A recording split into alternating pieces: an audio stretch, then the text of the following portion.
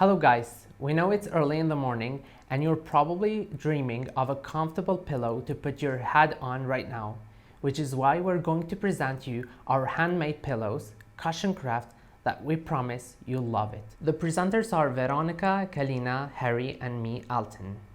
Have you ever wondered how comfy your pillow has to be for you in order to love it? Our company is one of the best in Bulgaria in this segment and produces some of the most distinct pillows. Our first supporter is Elevate, which granted us $10,000. We're first going to start with a bill of materials. Polyester stuffing, for 1 kilogram, we're going to pay $13. Pillowcase. For 24 packs, we need to pay $40. Pillow tack is another material we use, and for 100 pieces, we pay $28.5. And the last material we use is zip, $10 for 25 pieces. Our main suppliers are Etsy, Alibaba, and Amazon. Flowchart consists of 4 departments: cutting and sewing, stuffing, labeling, and zip attachment department. The cutting and sewing department cuts the fabric for the pillowcase and sews it together. The stuffing department fills the pillowcase with polyester stuffing, and the labeling department attaches the pillow tag to the pillow. The zip attachment attaches the zip to the pillow. Our company decided to calculate the cost of our product using the traditional absorption costing approach. Our pillows are solely made by hand and no machinery is used. As about labor, we pay our workers hourly. The hourly wage of our employee is $10. Our employees work from 9 to 6. The average working days per month for an employee are 21 days. And for 2,000 units, we need to employ 6 employees. Our total overhead costs equal $2,050. We have to pay our factory rent, monthly utilities, cleaning and supervision. We rent a 318 square meter factory in Sivlevo for $800, with each department allocated 79.5 square meters. Utilities cost $250, with cutting and sewing, labeling and zip attachment departments using 90%, while stuffing uses just 10%. Cleaning expenses of $200 are divided with stuffing using 40% and the remaining evenly split among the other departments. Supervision costs $800 divided equally among the departments due to regular quality checks.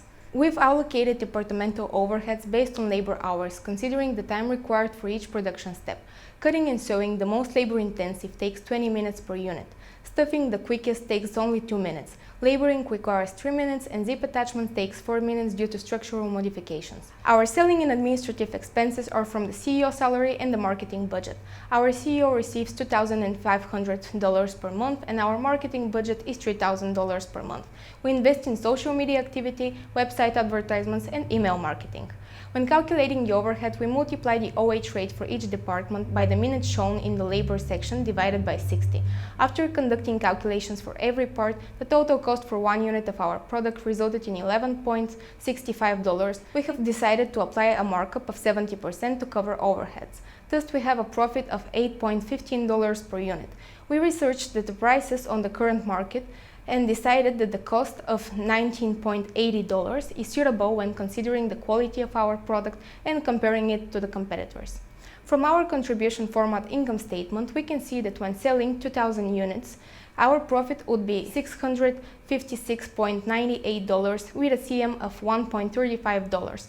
Additionally, we have included a traditional format income statement to show that our profit forecasts match in both of the cases. This income statement shows a healthy gross profit of $18,350.98, indicating efficient management of costs related to sales. However, with total expenses amounting to $7,550, the net profit for the month stands at $10,800.98, reflecting solid financial performance overall. The break-even of our company is 1,910 units and $37,809. Our margin of safety is 4.51% and our operating leverage is 1.699, which provides us an opportunity for growth. We have decided to collect 80% of cash from sales in the same quarter and 20% in the next quarter. We're paying 60% of the purchases we make in the same quarter and 40% in the following quarter. Our total expenses per quarter are $22,650. We took a loan of $60,000 with an annual interest rate of 6% to purchase raw materials.